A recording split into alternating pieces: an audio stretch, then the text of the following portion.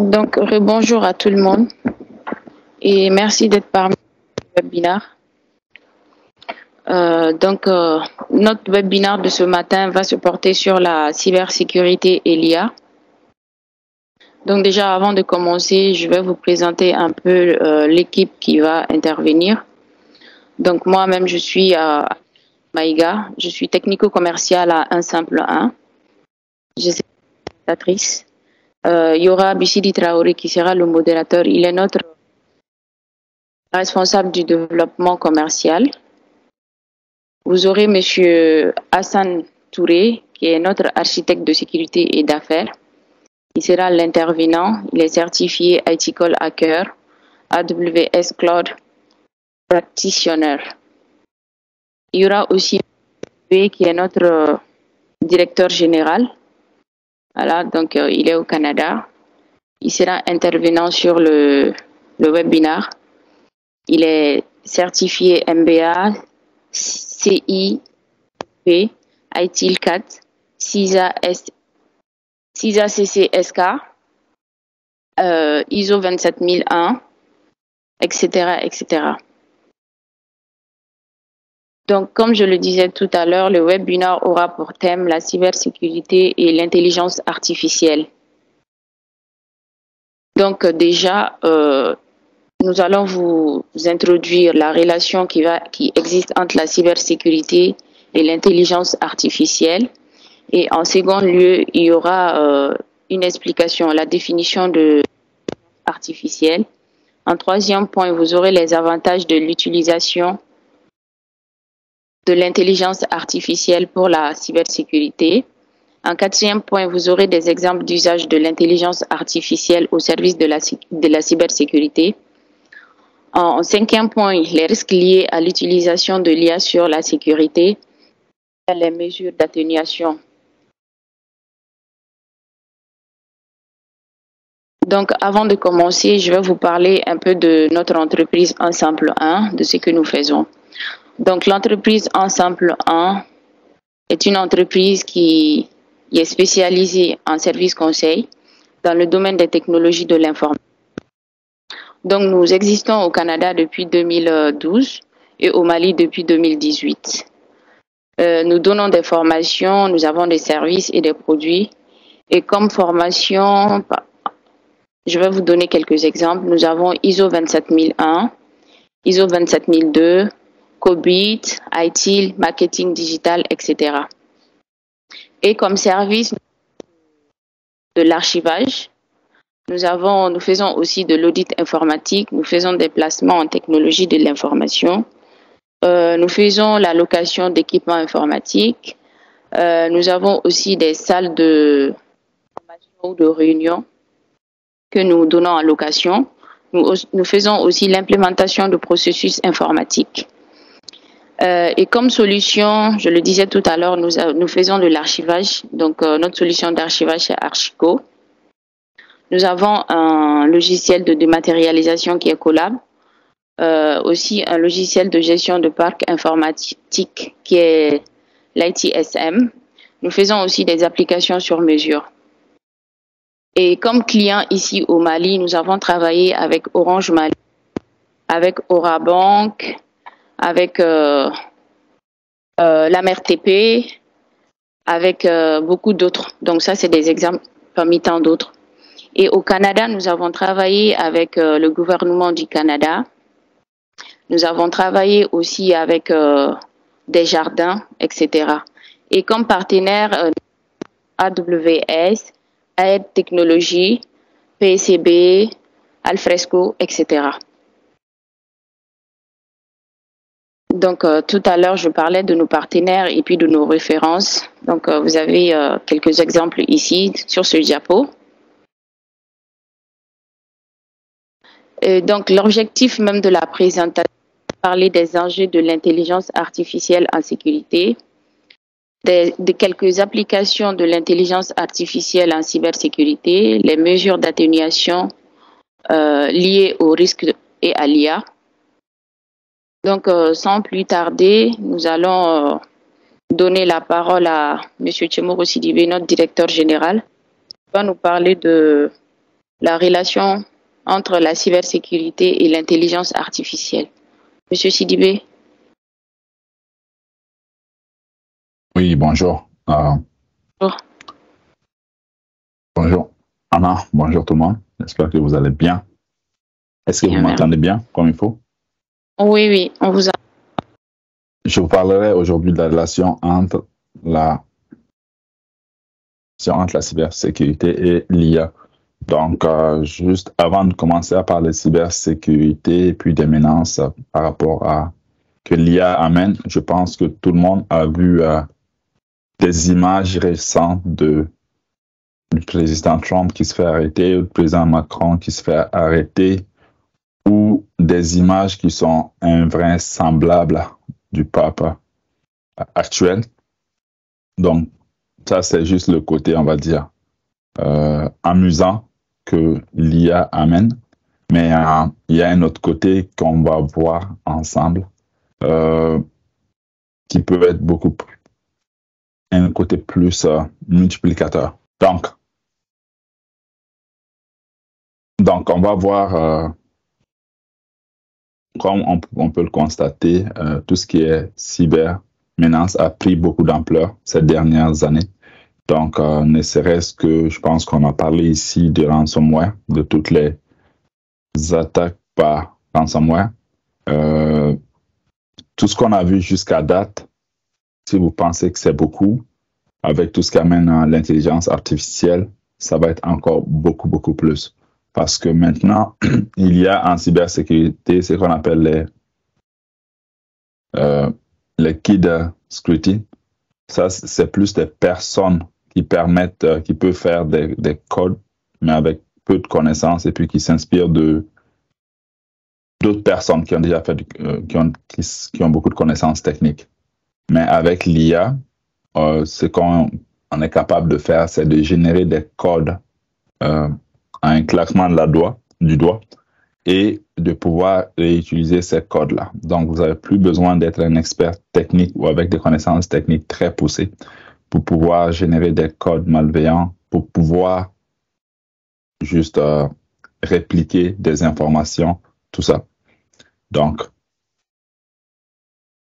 ce qu'on voit jusqu'à date, les attaques sont de plus en plus fréquentes. Ça, c'est un des éléments, mais ça va devenir encore plus. Il va être encore plus difficile, exemple, de distinguer le vrai du faux. Exemple, si quelqu'un vous présente une information, est-ce que vous allez être capable de savoir est-ce que c'est une vraie information? Est-ce que c'est un vrai diplôme? Est-ce que ça vient vraiment de la personne? Donc, ceci va être un peu difficile. Deuxième élément, c'est l'impact énorme que cela va impliquer. Donc, pourquoi l'IA en cybersécurité? L'IA peut générer des grandes quantités de données. L'IA peut également permettre de chercher et contrer des risques et des fraudes. Donc, étant donné que l'IA, l'intelligence artificielle, est basée beaucoup sur l'apprentissage des machines, on va voir également que l'IA va permettre à force de donner des nouvelles informations, on va être capable de contourner les façons de faire actuelles. L'IA va également permettre de faire des recherches sur les logiciels malveillants et les intrusions également. Donc, avant de parler beaucoup de l'IA, je pense qu'il est important quand même aussi de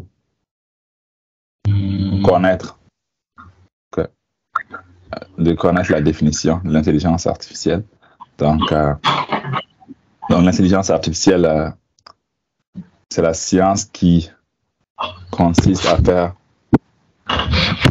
à faire des machines ce que l'homme fait moyennant une certaine information. Donc, on a déjà certaines intelligences artificielles de base qui sont dans nos différents objets. Exemple, si vous prenez votre téléphone, selon certains types de téléphones, vous vous levez chaque matin et puis vous allez à une telle place. Étant donné que l'information se répète beaucoup, il va y avoir de fortes chances que lorsque vous vous levez le matin, ben, le téléphone vous suggère déjà le trajet que vous allez prendre et puis combien de temps ça va prendre environ. Donc, ça, c'est quelque chose qu'on vit actuellement. Il y a également ce qu'on appelle l'apprentissage machine ou le machine learning, qui est un sous-ensemble de l'intelligence artificielle dans lequel les ordinateurs apprennent à partir des données et s'améliorent par l'expérience sans programmation explicite. Donc, machine learning consiste à donner beaucoup d'informations aux ordinateurs et à faire en sorte que les machines commencent à prendre des décisions. Ceci, ce n'est pas forcément dans un but négatif. Je ne sais pas si certains d'entre vous ont déjà entendu parler des outils comme Aladdin. Aladdin est une machine qui appartient à une société financière qui a beaucoup d'actifs à gérer, qui s'appelle BlackRock. BlackRock, c'est une société américaine. Ils ont un outil qui permet, exemple, de prendre des décisions ou aider à prendre des décisions, à savoir est-ce qu'on octroie, on fait développement dans tel secteur, est-ce qu'on octroie du crédit à telle personne, tout ça, parce que au logiciel Aladdin, on lui donne beaucoup d'informations, que ce soit, par exemple, dans une zone géographique donnée, on va dire, qu'est-ce qui fait qu'on donne un prêt à une personne? Un des éléments, ça va être son revenu, le secteur où il habite, le travail qu'il a actuellement, son expérience dans ce type de travail-là, tout ça. Puis, il y a tous ces facteurs-là qui sont agrégés pour permettre facilement à des gens qui prennent des décisions de pouvoir dire, voici un code de crédit positif, voici un code de crédit moins positif pour un investissement donné. Donc, vous allez également entendre parler de deep learning ou l'apprentissage profond. C'est un type d'intelligence artificielle dérivé de l'apprentissage machine qui est capable de s'apprendre sans intervention, c'est-à-dire à force de nourrir, on va dire, la machine est capable de développer des astuces pour continuer à s'améliorer perpétuellement. Ok, merci M. Sidibé. Donc, merci. Nous allons donner la parole à Hassan Touré pour qu'il nous parle des avantages de l'utilisation de l'intelligence artificielle pour la cybersécurité. Bonjour tout le monde. Je vous parlerai des avantages de l'utilisation de l'IA pour la cybersécurité. Les avantages sont beaucoup, on va se limiter à quelques-uns. Le premier des avantages, c'est que l'utilisation de l'IA peut permettre d'éviter les erreurs humaines au niveau de la configuration, c'est-à-dire lorsqu'on a, par exemple, on est dans une grande entreprise et qu'on a plusieurs actifs à configurer, l'IA, l'automatisation peut nous permettre de gagner énormément de temps et puis d'éviter des erreurs humaines dans la configuration. Un autre désavantage aussi, c'est l'efficacité dans les tâches récurrentes. Grâce à l'IA, c'est que l'efficacité humaine est mise à rude épreuve quand il s'agit de répéter des tâches de façon récurrente. Là aussi, l'utilisation de l'automatisation peut nous permettre, grâce à l'IA, peut nous permettre plus facilement de répéter des tâches récurrentes sans pour autant se tromper, sans être fatigué. Slide suivant.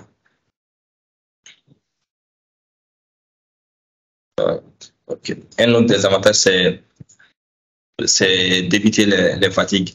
On sait que, surtout au niveau des stocks, pour ceux qui gèrent les stocks, on sait qu'avec le nombre croissant de faux positifs qu'on peut avoir sur les arrêts de sécurité, ça peut être fatigant à la longue. Donc, grâce à l'IA, on peut étiqueter les alertes et puis les gérer de façon intelligente pour ensuite donner la réponse appropriée. Ce qui va aussi permettre d'accroître le délai de réponse en cas de menace. Ce qui est aussi un des avantages de l'utilisation de l'IA. c'est qu'en cas de menace, on peut, grâce à l'automatisation, programmer des tâches. La machine va pouvoir réagir en fonction de la menace. Okay. Un autre des avantages, c'est l'identification et l'activation des nouvelles menaces. Tout ce qui est la plus grande des menaces sur la sécurité, ce sont surtout les attaques 0D. Ce sont ces attaques pour lesquelles il n'y a pas eu de patch pour lesquelles le constructeur n'a pas fait de mise à jour. Et ces attaques sont difficilement détectables par les outils de sécurité classiques parce que ceci se base sur la signature des menaces. Et étant donné que l'attaque n'est pas connue, c'est difficile d'avoir une signature et difficile pour l'outil de réagir en cas de menace. Donc, un des avantages de l'IA, c'est que grâce aux énormes quantités de données que l'IA utilise, ces données peuvent servir à l'IA d'identifier des nouvelles attaques, notamment avec des algorithmes de détection d'anomalies pour répondre un peu à ces nouvelles menaces et puis anticiper. Un autre des avantages de l'IA, on l'a dit, c'est le manque de personnel en fait. On sait que dans le domaine de la sécurité, il y a énormément de demandes pour peu de ressources disponibles. Et grâce à l'IA et à l'automatisation, on peut dédier certaines tâches jusque-là qui étaient faites par les experts pour les techniciens en cybersécurité. On peut déléguer ces tâches-là à des outils basés sur l'IA.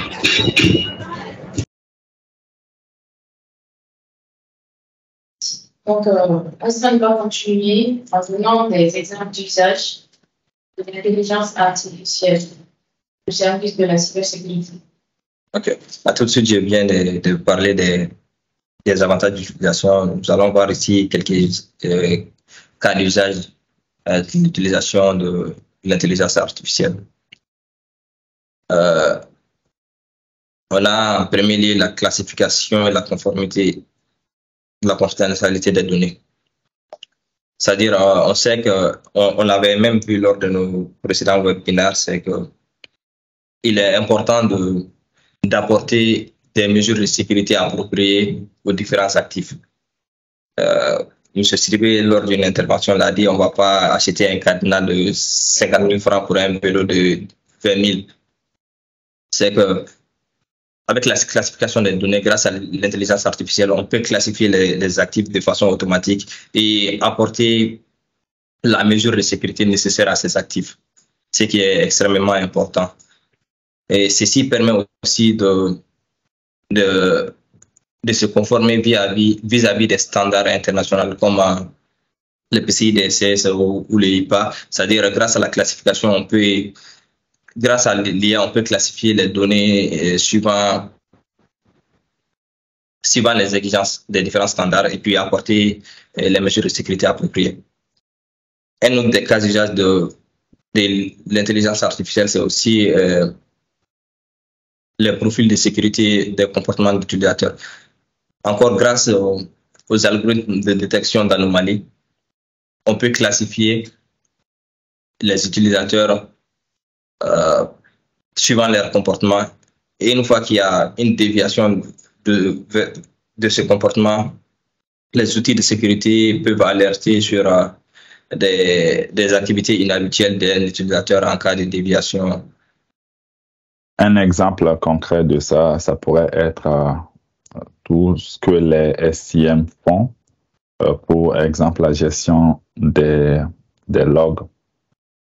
Si on voit, exemple, que l'administrateur d'un système se log tout le temps à partir d'une zone géographique donnée, à l'intérieur d'une plage donnée, et qu'on voit en espace de quelques minutes qu'il s'est connecté à partir d'un site qui est sur un autre continent, et puis se connecter plus tard sur un autre site, c'est-à-dire une autre adresse IP à partir d'une autre zone géographique complètement distante, on est capable de faire la corrélation et puis de dire que il y a quelque chose qui cloche.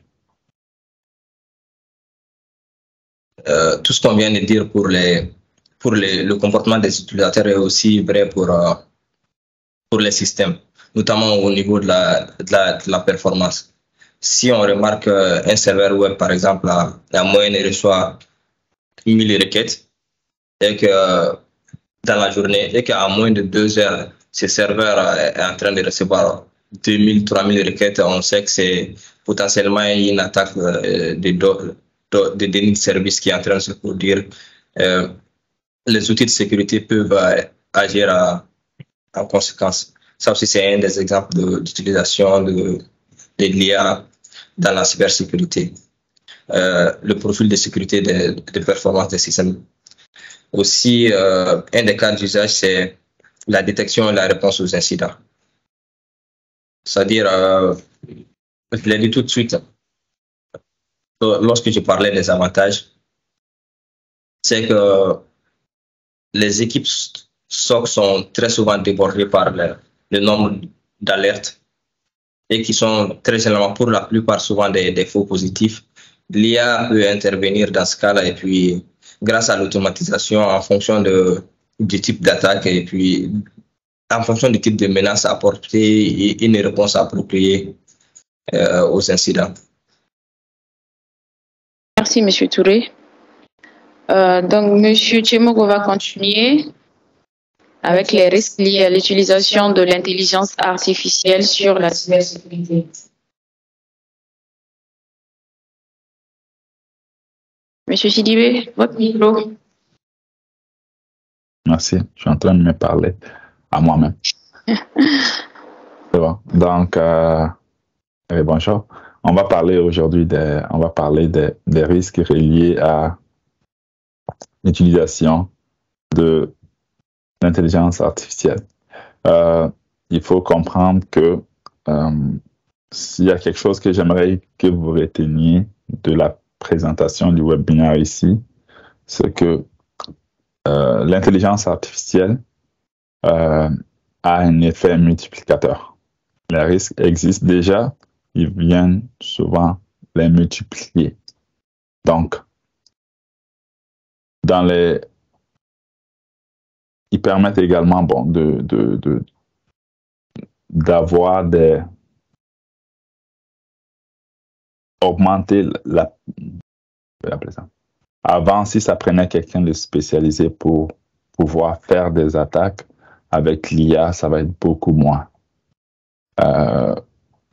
compliqué, beaucoup moins sophistiqué de le faire, parce que vous allez être capable de générer des codes, vous allez être capable de générer des messages, vous allez être capable de faire quelque chose de compliqué, mais en ayant moins de connaissances techniques. Donc, dans les différents types de risques dont on va parler, on va avoir de l'hameçonnage sur mesure. Donc, on a déjà parlé de l'hameçonnage ici, qui consistait à générer des messages et puis à solliciter une personne dans le but d'avoir de l'information, souvent sensible. Avec l'IA, on est capable ne serait-ce que vous pouvez utiliser ChatGPT ou d'autres solutions. Vous allez être capable de donner des scénarios et puis le système va générer les messages d'hameçonnage pour vous. Ça, c'est un des exemples possibles. Il y a également tout le volet de l'intégrité même de l'information qui est à rude épreuve, dans le sens où on pourrait avoir beaucoup de fausses informations. On pourrait générer une page web complète sur un sujet et qui va dire le contraire de qu'est-ce qu'un site approprié dirait. Donc, on pourrait, exemple, avoir des nouvelles sur, je ne sais pas, une actualité qui n'existe pas, mais qui est signée par des éditeurs qui sont connus. Donc, il y a également toute la partie de cyberattaque assistée par l'ordinateur. Je pense que dans une des présentations, on avait parlé du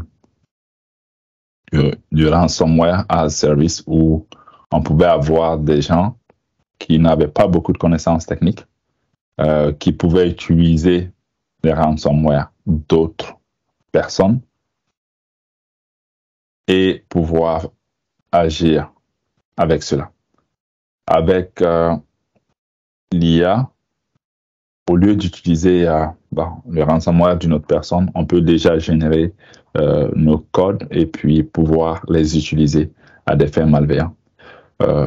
Faut dire que l'IA, c'est pas juste là pour compliquer la vie. On parle souvent de ChatGPT qui permet de générer des codes pour les gens qui ne veulent pas trop se casser la tête. Ça, c'est une chose.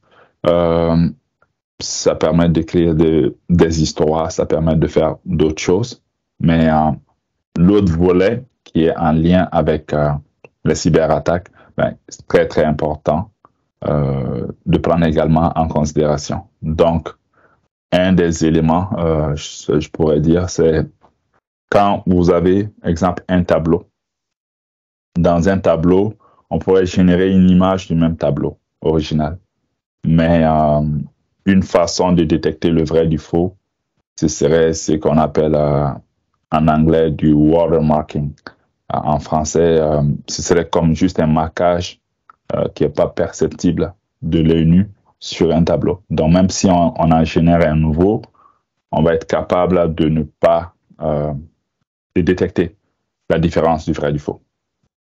Mais ceci suppose que lorsque vous avez fait votre œuvre la première fois que vous l'avez signée. J'aimerais aussi ajouter, vous avez parlé de ça tantôt, un des exemples palpables des fausses informations rédigées par l'IA, c'est l'exemple de Donald Trump que vous avez évoqué tantôt, Oui. des fausses vidéos faites à partir d'IA. Ici, pour ChatGPT, j'aimerais ajouter que à la base, ChatGPT est fait pour ne pas permettre aux gens d'avoir du code malveillant, mais c'est une IA en fait, c'est une machine et puis elle est facilement trompée. Lorsqu'on va demander par exemple à ChatGPT de nous faire un code malveillant pour un remote control, il va refuser, il va dire que non, il n'est pas fait pour ça.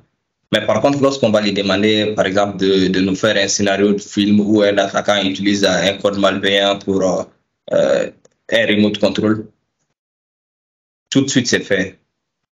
Donc pour dire que c'est à la base, on a pensé à ce truc, mais c'est difficilement gérable pour une IA en fait. Malgré que c'est une IA, l'intelligence n'est pas au top en fait. Donc il y a ces petites failles qui étaient présentes au niveau de la version 3.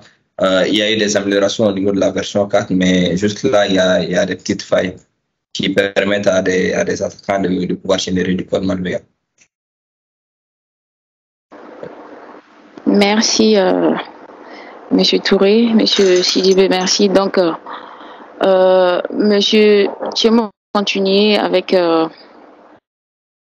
voilà, il va nous donner quelques mesures pour atteindre ces risques-là. Monsieur Sidibé? Oui. Donc, merci beaucoup, Anna.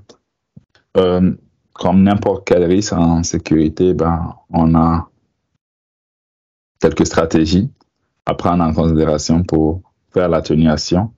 On dit la meilleure manière d'éviter les risques, c'est de ne pas faire l'activité. C'est l'évitement. Mais des fois, l'évitement n'est pas possible. C'est comme la meilleure manière de ne pas faire un accident de voiture, c'est ne jamais prendre une voiture. Donc, voilà. Dans les mesures d'atténuation, il y en a plusieurs.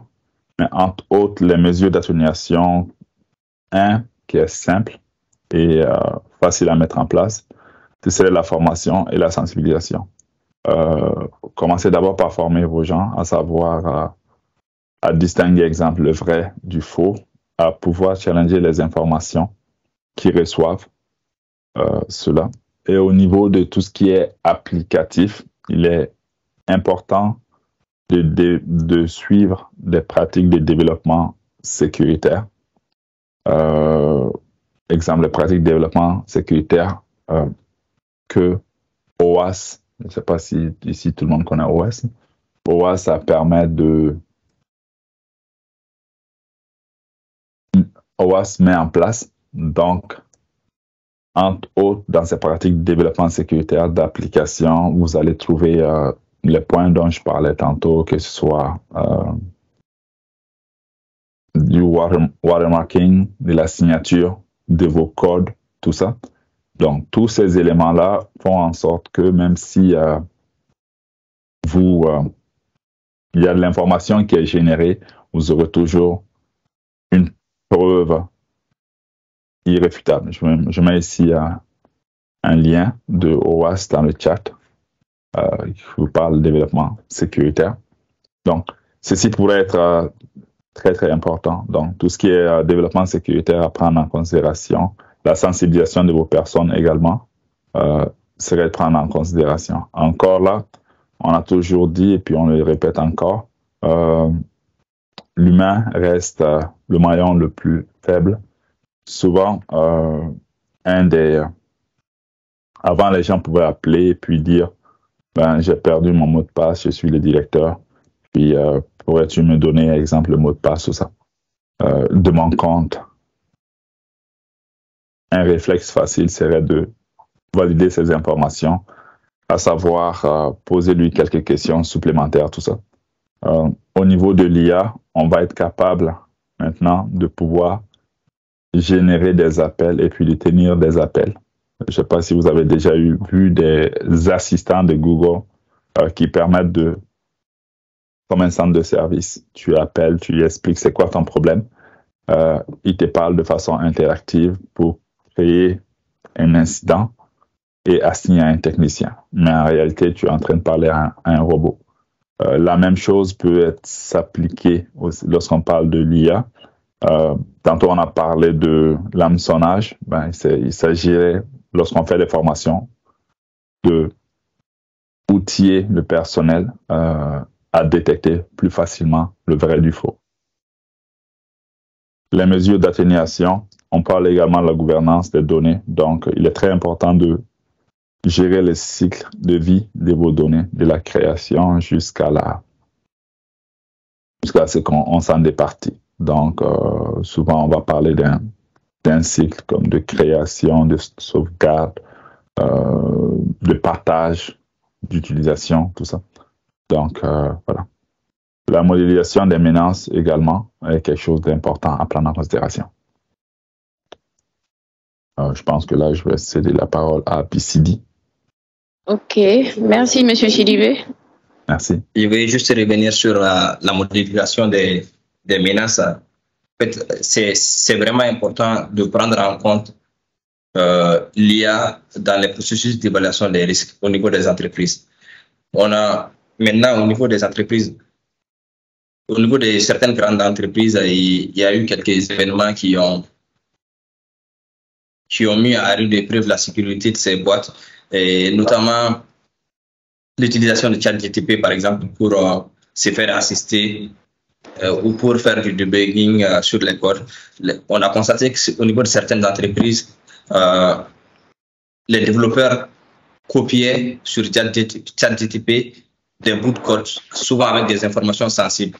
On sait que ChatGPT, c'est un LLM qui se nourrit des données sur les réseaux sociaux, sur les forums, sur les sites web, sur Internet en gros en fait. Et puis ChatGPT se nourrit aussi des informations que nous fournissons. Si on ne fait pas attention, qu'on upload dans ChatGPT des informations sensibles, et c'est fait que ces informations puissent se retrouver sur les réponses de recherche d'autres personnes qui vont utiliser ChatGPT. Donc, en copiant, en voulant faire du debugging, par exemple, il est important de ne pas copier dans ChatGPT des informations sensibles comme les clés API, comme les clés d'authentification. C'est vraiment important et c'est vraiment un souci qu'a les grandes entreprises actuellement sur l'utilisation de ChatGPT. Merci, Hassan. Merci beaucoup, Hassan. Donc, BCD, je te donne la parole pour nous parler un peu de nos formations et aussi de nos services. Merci. Ok. Bonjour à tous. Moi, je m'appelle M. Traoré Bissidi. Je suis la responsable du développement commercial d'Un Simple 1. Je suis aussi le modérateur de ce webinaire. Alors, moi, je vous remercie de vous joindre à nous aujourd'hui. Alors, nous allons peut-être commencer à parler des différents aspects de la cybersécurité et l'intelligence artificielle. Je vais pouvoir vous parler un peu c'est que le monde dont nous vivons, le monde dont nous vivons, nous devient de plus en plus interconnecté et dépendant de la technologie. Et aussi, les besoins des mesures de cybersécurité au BIS n'a jamais été aussi critique. Dans les mêmes temps, on voit aussi que l'essor de l'IA apporte aussi à la fois des opportunités incroyables et des défis uniques au domaine de la cybersécurité. Ce que nous savons aujourd'hui des mondes dont nous vivons, nous reconnaissons aussi que l'importance de la cybersécurité dans les paysages numériques actuels, c'est très, très vital. Nous vivons aussi nous vivons à une époque où les violations des données, les attaques par ransomware et les menaces en ligne sont devenues monnaie courante. Et je crois aussi que les conséquences de ces incidents peuvent être aussi dévastatrices parce que non seulement pour les individus, mais aussi pour les entreprises, les gouvernements, les sociétés dans leur ensemble. On voit aussi clairement que la cybersécurité est devenue une discipline essentielle pour protéger nos informations, notre vie privée, notre infrastructure numérique contre les acteurs malveillants. Et puis, on voit aussi ensuite qu'il y a ces dernières années, l'intégration de l'intelligence artificielle dans la cybersécurité s'est vraiment révélée très, très, très prometteuse pour renforcer un peu nos défenses. L'intelligence artificielle, qui s'appelle Artificial Intelligence, apporte toute une série de capacités qui améliorent notre attitude et détecter et à prévenir aussi les surveillances, ainsi qu'à répondre avec des rapidités et précision. On voit aussi clairement que les algorithmes d'apprentissage automatique, par exemple, peuvent analyser des grandes quantités de données et même identifier aussi les schémas qui pourraient peut-être échapper aux humains. Par la suite, cela nous permet aussi de détecter aussi les anomalies, les attaques potentielles en temps réel, ce qui aussi renforce aussi notre capacité à protéger les informations sensibles. Donc, sans plus tarder, je vais parler peut-être sur les informations dont nous disposons grâce à nos différents partenaires qui sont basés un peu partout dans le monde, comme Anna a si bien dit lors de sa présentation de l'entreprise. Donc, on travaille déjà avec différents partenaires comme PICB, il y a Axelos, il y a aussi PeopleCert, et ensuite il y a aussi AWS, qui est notre partenaire récent. Donc, je vais commencer d'abord à citer un peu les formations dont nous disposons sur les côtés cloud. Disons, on a une formation qui est basée sur sur tout ce qui est en nuage, des formations en nuage, qui est un peu connue sur le nom de cloud computing.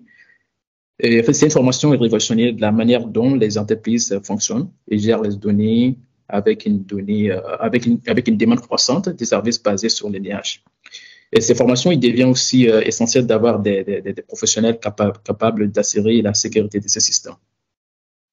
Donc, le rôle des formations basées sur l'IAGE, c'est en fait c'est une formation qui a une responsabilité de la sécurité de l'informatique en IAGE, qui peut être aussi une formation basée sur Lead Cloud Security. Et cette formation entre en jeu parce que dans ce contexte, ces rôles impliquent la responsabilité de protéger l'infrastructure, les applications des clouds contre les menaces potentielles. Donc, pour les candidats ou pour les étudiants, pour les professionnels qui sont sur les différents domaines, qui veulent suivre ces formations, ça pourra peut-être vous permettre de développer les compétences nécessaires pour concevoir et aussi mettre en œuvre des mesures de sécurité et protéger aussi les données sensibles et garantir l'intégrité et la disponibilité des ressources en nuage.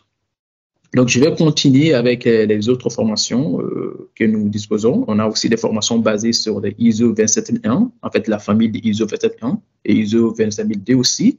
Donc, pour les personnes intéressées, c'est des formations qui vont peut-être vous aider aussi à obtenir une compréhension approfondie sur toute une formation en ISO qui vous permettra aussi d'établir et maintenir aussi efficacement des systèmes de gestion de la sécurité et de l'information au sein de votre entreprise.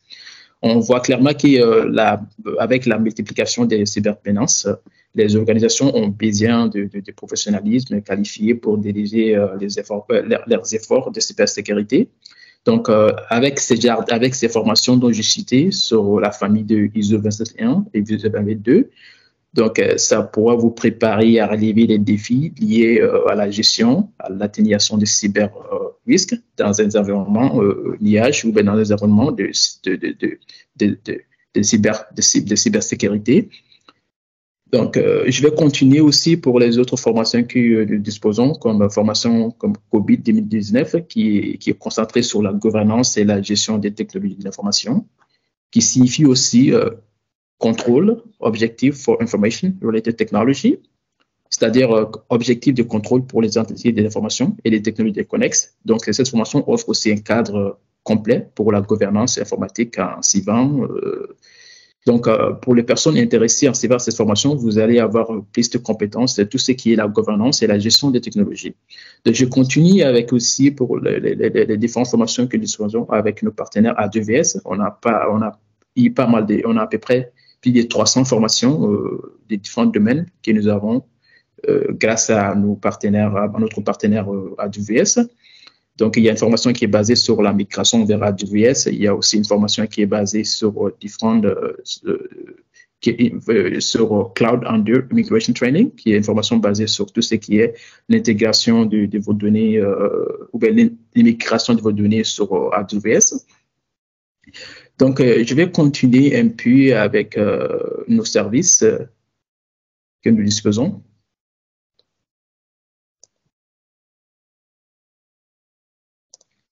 Donc, comme vous le voyez ici, on voit clairement que dans l'ère numérique actuelle, la gestion efficace des données électroniques est cruciale pour les organisations. Donc, comme vous le voyez ici, notre solution Archigo offre des capacités avancées de gestion des documents et je m'excuse. En tirant parti d'Archigo, vous pouvez aussi organiser, stocker, récupérer des documents de manière transparente. Et ça pourra aussi vous aider à améliorer ainsi que la productivité et la rationalisant les flux de travail au sein de votre entreprise. Et quand on parle de notre service basé sur dématérialisation, c'est un aspect clé des opérations commerciales. On le voit tout le temps.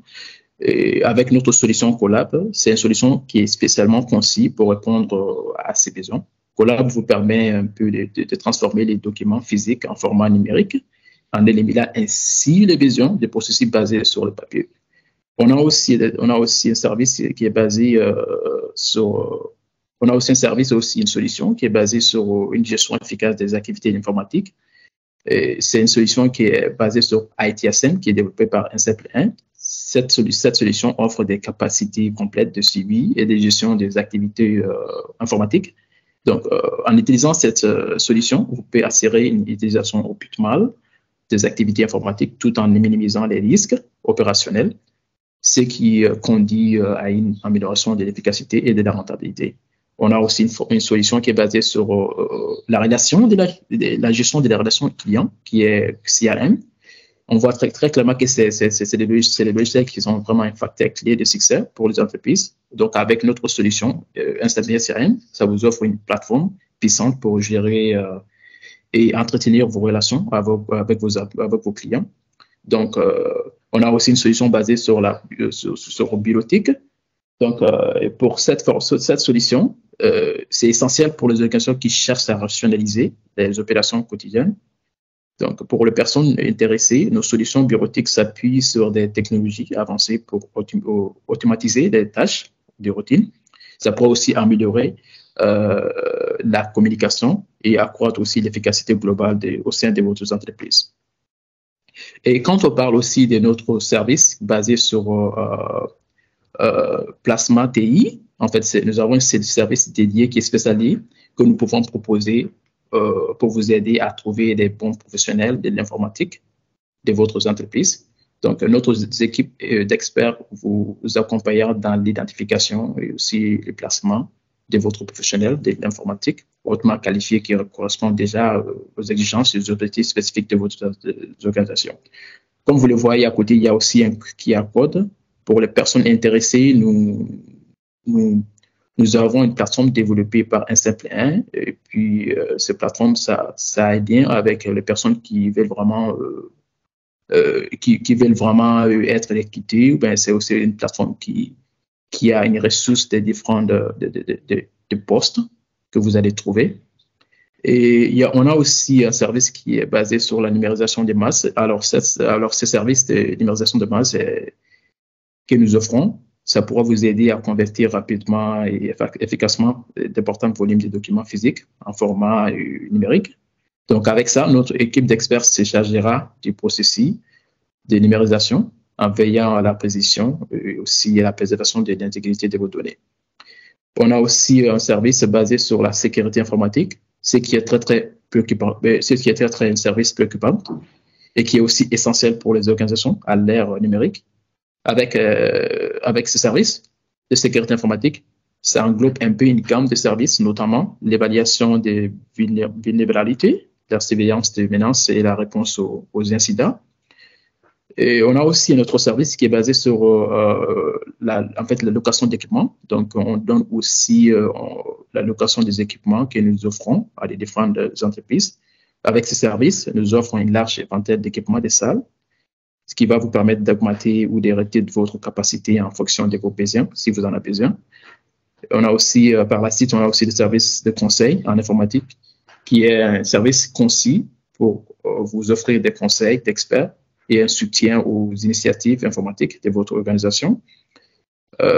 Avec ces services aussi, notre équipe de consultants expérimentés travaillera en étroite collaboration avec vous pour vous comprendre un peu vos objectifs commerciaux et développer des stratégies sur mesure pour aussi relever vos défis informatiques uniques. Et ensuite, en effet, on a aussi notre dernier service qu'on offre aux différentes entreprises. Alors ça, c'est aussi notre service de développement des solutions personnalisées qui pourra s'adresser aux organisations ayant des besoins uniques, c'est-à-dire pour les organisations qui veulent vraiment développer un site web, qui veulent aussi développer même un logiciel pour logiciel. Donc, notre équipe de développeurs ils sont vraiment qualifiés de travailler en collaboration avec vous pour concevoir et puis aussi construire et mettre en œuvre une solution qui correspond parfaitement aux besoins de votre organisation. Donc, merci. Merci beaucoup, Bissili. Merci pour toutes ces explications. Donc, merci aux intervenants, M. Touré et M. Djemogo. Donc, on arrive au moment des questions-réponses. Comme je l'avais déjà envoyé par mail, j'espère que vous avez vos questions. Donc, dès que vous voulez poser votre question, vous pouvez lever la main. Avez-vous des questions sur l'IA liée à la cybersécurité?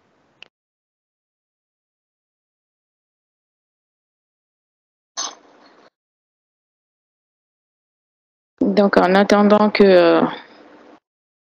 OK. Madame Dramé, oui? Allez-y. Bonjour à tous. Tout d'abord, moi c'est Dramé. Ça va bien et vous? Ça va. Moi, c'est... Allez-y, Madame Karidjatou. D'abord, j'aimerais vous remercier pour nous avoir donné l'opportunité d'assister à cette webinaire avec assez d'informations. Je vous remercie pour cela. Je remercie tous les intervenants également. Alors moi, je n'ai pas de questions particulières. Je voulais juste essayer d'apporter aussi mes connaissances concernant l'IA et la cybersécurité. Au préalable, j'ai eu à travailler sur un projet pareil dans le SOC, comme vous l'avez mentionné dans les slides. J'ai eu à travailler dans le SOC. Donc, ça a été un peu compliqué pour moi de développer ces modèles d'intelligence artificielle parce que il fallait d'abord comprendre le côté métier de la problématique. Tout d'abord, on devait essayer de développer une méthode de l'intelligence artificielle qui va permettre de détecter les menaces ou les anomalies, par exemple, dans les logs des utilisateurs, c'est-à-dire à partir du CIEM, collecter les données du CIEM des logs et détecter les anomalies, par exemple, en se basant sur les processus ou développer une méthode en se basant sur le comportement des utilisateurs, comme l'a mentionné M. Timoko, avec UOBI Firewall, par exemple, les DNS Tunneling, le DGA, Domain Name Generation algorithmique. Donc, ça a été très, très compliqué pour moi puisqu'il y avait un problème de data. Et moi, la méthode que j'ai eu à développer, elle était basée sur la détection des anomalies dans les processus Windows. Parce que parfois, les utilisateurs exécutent des process et ces process, l'exécution d'un processus A peut faire appel à l'intervention d'un processus B. Donc, il peut y avoir une fausse hiérarchisation en les appels. Donc, il fallait détecter ce lien-là et remonter une alerte, ce qui va permettre aux analystes, par exemple SOC, de classifier les alertes comme étant un faux positif ou autre. Mais c'est un domaine qui est très, très, très intéressant quand même. C'est très, très intéressant. Et je remercie également. Oui. C'était un peu ça pour moi. Merci beaucoup, Madame Dramé. Merci beaucoup. C'est toujours un plaisir pour nous de vous avoir dans nos webinaires. Merci pour votre rapport. Je vous en prie. Monsieur Bamba. Ok. J'ai suivi avec attention les interventions des différents panélistes comme ça. J'ai une question concernant la sécurité d'intelligence artificielle. Je dis allô? Ok. Oui, on vous attend. Je dis, parlant du chat GPT un peu, pensez-vous que chat GPT n'est pas une menace pour non seulement la sécurité d'une entreprise ou des personnes particulières ou de la société entière? Parce qu'aujourd'hui, avec la fuite des différentes données confidentielles des entités, les entités peinent non seulement à maîtriser l'évolution croissante du chat GPT. Quelles sont les solutions apportées pour un peu mieux maîtriser ce qu'on appelle l'évolution croissante du chat GPT actuellement sur... quelles sont les solutions à apporter pour un peu maîtriser l'évolution croissante du chat GPT dans les différentes entités? Ok. En plus, est-ce que l'homme n'est pas un peu victime de l'évolution du ChatGPT parce qu'en mettant ChatGPT en place, ça a non seulement réduit les emplois dans les entreprises, est-ce que un peu l'homme n'est pas victime en quelque sorte de la création du ChatGPT? Ok, d'accord, monsieur Bamba. Monsieur Hassan, vous avez compris la question? Oui. Monsieur Hassan, vous pouvez continuer. Ok. Tout de suite, lors de mon intervention, j'ai dit que l'IA, de manière générale, devait être prise en compte dans le processus d'évaluation des risques auxquels l'entreprise fait face. L'IA, de manière générale, et ChatGPT de façon particulière. Comme je l'ai dit tout de suite dans mes exemples, il faut veiller à ce que des informations sensibles ne fuitent pas via ChatGPT. Par exemple, un développeur en voulant faire du debug copie son code dans ChatGPT en oubliant les clés API ou d'autres clés. Un exemple concret, c'est que quand on demande à ChatGPT de fournir des clés API, là aussi, il va nous demander qu'il n'est pas autorisé à fournir des clés API. Mais quand on va lui demander de nous fournir des exemples de clés API, et vous allez voir qu'il va nous proposer des exemples de clés API, mais sur les différentes clés, vous allez avoir sur certaines clés, il va avoir le mot-clé exemple dans la chaîne, mais sur d'autres clés, il n'y a pas le mot-clé exemple. Et on ne sait pas d'où est-ce que ChatGTP sort ces clés-là. Et quand on sait que les sources sur lesquelles ChatGTP c'est base pour donner des informations, il y a les dépôts publics, par exemple de GitHub, il y a les réseaux sociaux, il y a d'autres sources d'informations. Donc, il se peut que ChatGTP aille prendre ces informations au niveau de ces dépôts publics. Donc, d'où la nécessité vraiment de faire attention lorsqu'on fournit des informations à ChatGTP. Un des outils qu'on peut utiliser, par exemple, sont les DLP, les Data Leak Protection, qui va empêcher, l'exfiltration des données sensibles dans la configuration. On peut spécifier des catégories de données qui ne doivent pas être copier-coller ou qui ne doivent pas être envoyées par mail. C'est des solutions, par exemple, qu'il faut mettre en place. Quant à la question de ChatGTP qui menacerait les emplois, c'est une réalité qu'il faut prendre en compte. Mais moi, j'ai dit, pour ma part, l'IA, par exemple, peut être utilisée, ChatGTP, parmi tant d'autres, peut être utilisé pour combler les domaines déficitaires en personnel. Par exemple, la cybersécurité est vraiment un domaine déficitaire en professionnel. On le dit, chaque année, il y a une demande de plus de 3 millions de spécialistes en cybersécurité. Et il n'y a pas cette ressource-là. Donc, l'utilisation de technologies comme l'IA pour automatiser et puis faire certaines tâches qui reviendraient normalement à des techniciens en cybersécurité, c'est vraiment la bienvenue pour moi dans les domaines où il manque de personnel. Donc, en ce sens, c'est pas une menace, mais pour certaines professions, ça pourrait l'être. Je ne sais pas si j'ai répondu à votre question. Monsieur, là? Allô? Oui. Oui. Je suis satisfait. Ok, super. Merci beaucoup alors. Merci beaucoup. Est-ce que quelqu'un d'autre a des questions ou apporter sa connaissance et partager avec les autres? Je vais peut-être juste apporter quelque chose à ce que Mme Dramé a dit. Juste une proposition de solution pour la problématique qu'elle a posée tantôt. Moi, par expérience, c'est un des moyens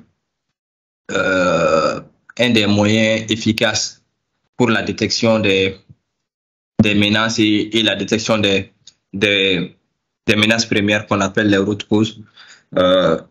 C'est l'utilisation des graphes, des modèles basés sur les graphes. C'est vraiment intéressant pour la détection pour l'hierarchisation des menaces, en fait. Là, on est directement capable de voir la connexion entre les différents événements au niveau des logs. On peut, grâce à des algorithmes basés sur les graphes, remonter à la cause première de l'incident et puis détecter aussi les éléments impliqués dans l'incident. Les algorithmes basés sur les graphes sont vraiment intéressants dans ce sens-là. Merci beaucoup, Hassan. J'espère que Mme Dramé est toujours là pour entendre ce que vous avez dit. En tout cas, merci. Donc, avez-vous des questions?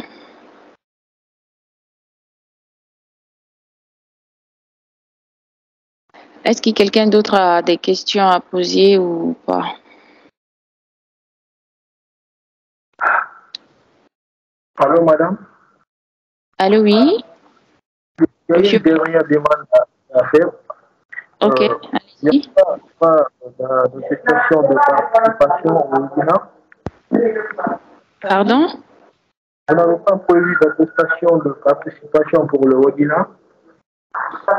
Ok, habituellement, non, malheureusement, nous n'avons pas prévu d'attestation de participation pour le webinaire. Nous allons y penser pour nos webinaires futurs. On en fait tous les mois, on s'est imposé comme rigueur de de faire des webinaires tous les mois. Et généralement, ce sont nos abonnés et d'autres personnes qui suivent les webinaires qui choisissent les thèmes. On lance des thèmes au choix et puis les abonnés peuvent choisir les thèmes qu'ils voudraient qu'on aborde. Donc, on va y penser lors de nos prochains webinaires. Voilà. Et pourquoi ne pas faire participer même les invités pour qu'ils parlent un peu eux aussi et tout ça? Qu'on organise le webinaire ensemble? Oui, c'est une très bonne idée. Donc, les interactions, c'est très bon. Voilà, donc on va penser à votre suggestion d'attestation. C'est pas une mauvaise idée. Merci. Y a-t-il une formation en ERP? Si. Tout à l'heure, je vais vous donner nos contacts et liens. Donc, dès que vous allez sur notre site, vous allez, voilà. Donc, voici nos contacts. Vous avez aussi le site web, nos emails et tout ça, nos pages, nos réseaux sociaux. Donc, dès que vous allez sur le site web, vous verrez les formations que nous donnons. Entre autres, il y a l'ERP que vous avez demandé. Le cours, en plus, c'est possible de tout varier parce que moi, je suis en Guinée, je ne pense pas. Ok, donc je prends qu'on va se prendre en hors-line pour en parler. Ok, il n'y a pas de problème. Voilà. Donc, dès que vous avez des questions, vous envoyez sur l'email contact@ensemble1.com. Ok, d'accord. Je vois. Merci. Merci. Et je remercie aussi tous les intervenants. Merci. Pour moi, selon moi, c'est une présentation de qualité et je vous encourage aussi de continuer à le faire. Parce qu'on ne finit pas non de se former. Avec ce partage d'expérience-là, ça nous aide mieux aussi à mieux nous outiller dans nos différentes entités. Ok. Merci beaucoup. Merci beaucoup à vous depuis la Guinée. C'est gentil d'être là chaque fois que nous donnons nos webinaires. Oui, merci beaucoup. Donc, voilà nos différents contacts. Voilà. Donc, vous pouvez nous appeler ou envoyer des emails et aussi à notre site web. Et enfin, vous avez aussi un petit sondage. En fin de chaque webinaire, nous faisons un sondage. Donc, vous pouvez aller directement sur le lien et il y a les questions auxquelles vous devriez répondre. Ça vous prendra pas plus de 5 minutes. Ça, c'est plus même. 2 minutes maximum. Donc, on s'est dit au prochain webinaire qui aura lieu le 27 juin, Inch'Allah. Et on va poster avec l'aide des participants, on va choisir un thème pour le prochain webinaire. Donc, merci à tout un chacun. Merci beaucoup. Merci d'avoir suivi ce webinaire et j'espère que chacun a eu un apport, chacun a eu quelque chose, un peu de bagage concernant la cybersécurité artificielle. Donc, je ne sais pas, Monsieur Hassan, avez-vous un dernier mot? Non, à part remercier tout le monde, à part remercier la direction. Ok, donc merci. Merci beaucoup à vous tous et on se dit au prochain webinaire. Merci et bonne journée à vous. Merci. Bonne journée.